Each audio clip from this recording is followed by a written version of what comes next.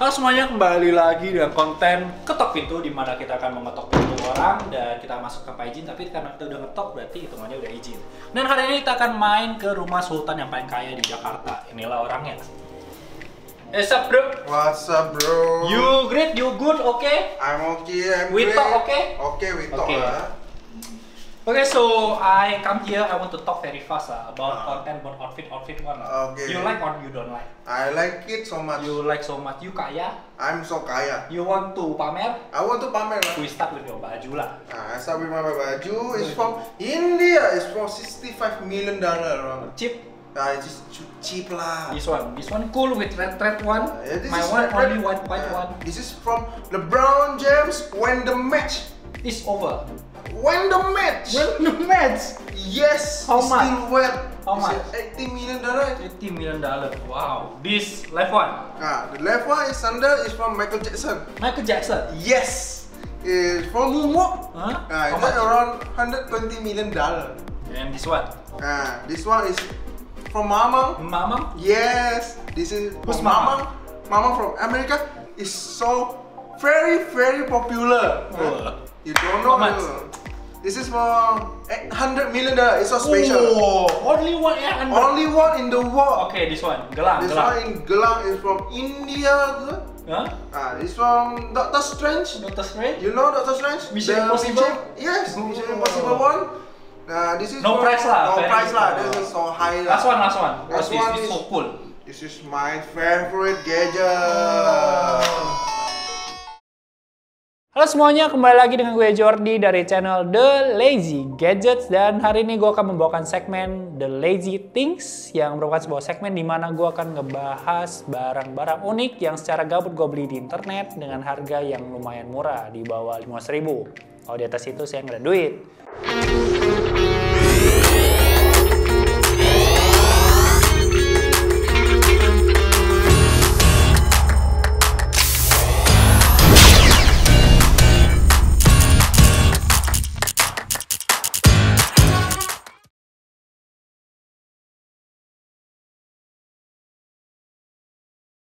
Jadi hari ini yang akan gue bahas adalah sebuah barang buat kalian anak-anak hypebeast yang kalian pakai sepatu Off-White X Nike lah, pakai baju Vitamins lah. Kalau belum punya barang ini, kalian belum hypebeast karena ini adalah SUP Gamebox 400 in 1. Dan satu hal lagi sebelum gue bahas lebih dalam, buat kalian yang punya barang-barang unik, feel free buat komen di bawah. So kita langsung mulai aja dari boxing. Ini namanya SUP Gamebox. Nggak bisa dipanggil Supreme karena nyangkutnya di SUP. Dan 400 in 1 ini tuh indication kalau ini gamenya ada 400 di dalam. Dan di sini kelihatan juga penampilan dari si Gamebox ini, dan di sini ada kata plus yang gue nggak ngerti buat apa. Dan yang menarik adalah tulisan di paling bawah, support external gamepad double against, dan abis itu abis, nggak ada apa-apa lagi. Jadi gue nggak tahu nih salah cetak atau apa. Dan lanjut kita akan bahas paling atas. Paling atas itu kalian akan ngelihat penampilannya sekali lagi, dan ini kayak tombol-tombol ini buat apa. Jadi kayak sinopsis lah sebelum kalian beli. Di atas juga ada kayak port-port ini buat apa. Di bagian kiri, ini kanan, ini ada tampilan bagian belakang dari si Gamebox ini, dan di bawahnya itu ada barang yang ada di dalam kotak ini apa aja. Nah, ini kotaknya termasuk oke, termasuk kartonnya mahal. Dan di bagian paling bawah ini adalah pilihan warnanya putih-putih, hitam-hitam segala macam, tapi yang gue rasa paling keren dan supreme banget dan sup banget itu yang merah putih. Dan di sini adalah penjelasan paling panjangnya, dia kayak ngomong ini pakai layar 3 inci, terus dia portable, bisa dibawa kemana-mana, terus bisa multi-platform juga, ini bisa dicolok main di TV, dan baterainya itu sekali ngecasnya itu bisa sampai 6 jam. Jadi kita langsung bahas aja barangnya karena bagian bawahnya cuma hitam. Kita buka. Nih. Oke. Dan udah kosong. Di dalam ada konsol, ada 2 kabel dan 1 buku manual.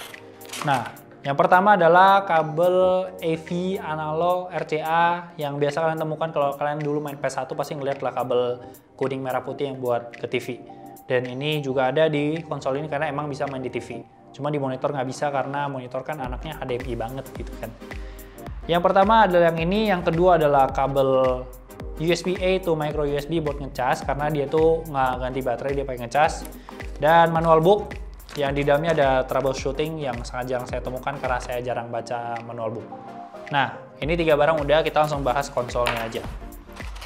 Nah, konsolnya ini kalian tau lah ini logonya siapa.